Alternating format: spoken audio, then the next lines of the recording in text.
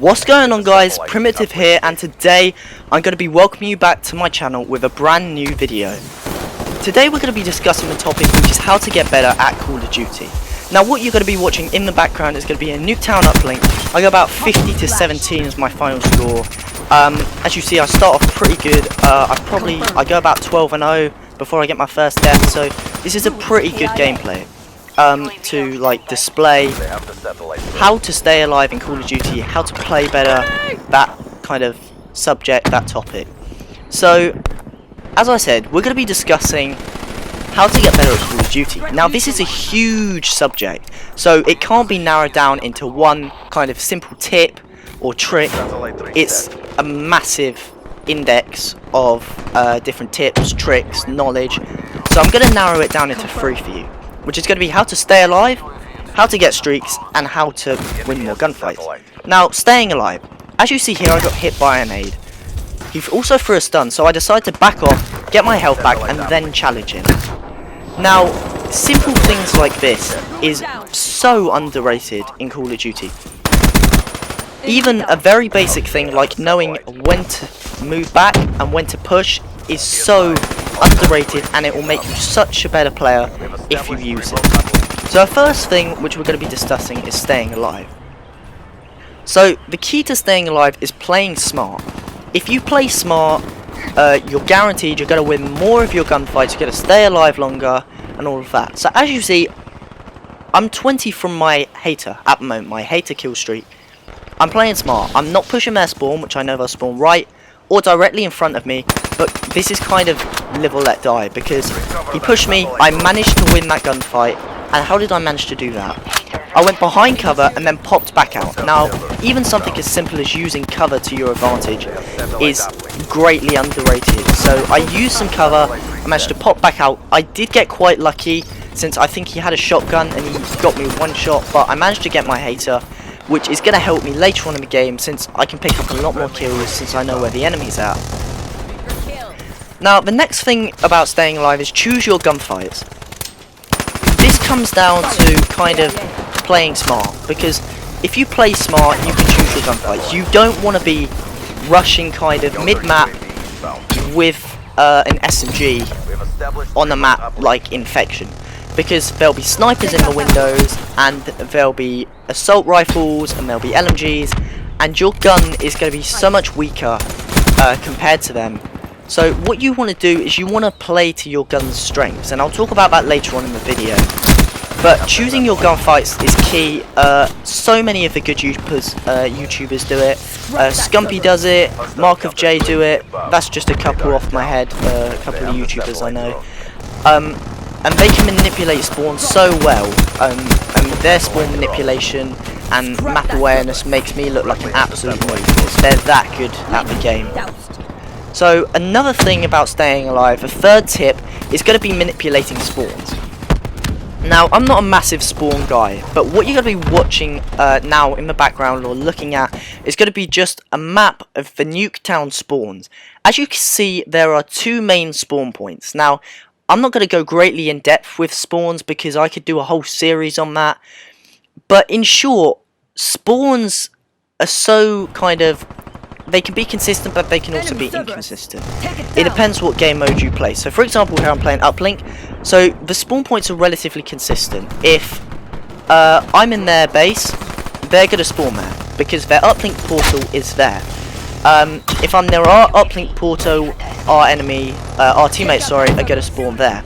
So that's a very basic idea of spawn knowledge. If your teammates are on one side of the minimap, the enemy are going to be on the other side. That's just very basic. And knowing this and knowing how to manipulate spawns is going to allow you to win a lot more of your gunfights, since you'll constantly know where the enemy are at. And it's going to stop you getting shot in the back, because there's nothing worse than getting shot in the back. I absolutely hate that. You might be on a massive streak and someone will come behind you with ghosts, and you'll get so mad just because there's nothing you could do. They might have had like dead silence on, you can't sound horn, you can't like see them on the minimap. They might be using a suppressed weapon, so they're basically invisible to you. So that's when kind of knowing spawns, playing smart, and choosing your gunfights comes in really useful. the next topic we're going to be discussing is how to get your streaks.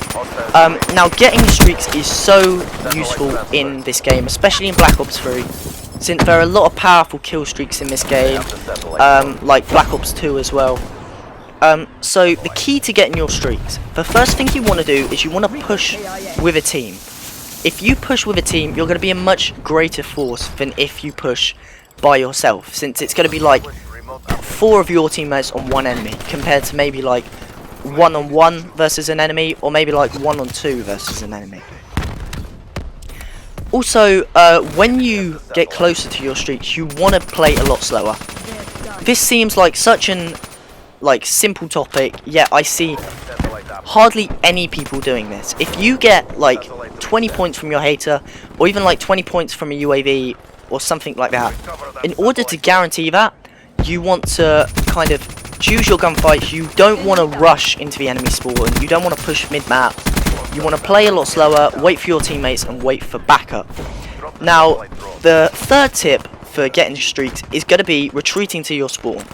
So when you're getting close, whether that can be a nuclear, or a hater, or a wraith, or really just something as simple as like a UAV, or a counter, or something like that, you want to retreat to your spawn. What is this going to do? It's going to mean that if the enemies are going to have to kill you, they're going to have to push into your spawn. That also means that they're going to be versing your whole team, since your teammates are going to be constantly spawning there, which is going to allow you to become a much greater force, as I said earlier, and make it a lot harder for enemies to kill you. So, as I said, I discussed staying alive and getting streaks. Now, staying alive, you need to stay alive in order to get your streaks, and then in order to get your streaks, you need to know some tips to be able to stay alive. So it all goes hand in hand. Now, what I'm just going to be talking about for the last topic is going to be how to win more gunfights. Because as you see, I win a majority of my gunfights in this game, which is why I can do relatively well. Now, you want to utilize everything. You want a drop shot, you want a jump shot. 2 very easy maneuvers, especially in Black Ops 3.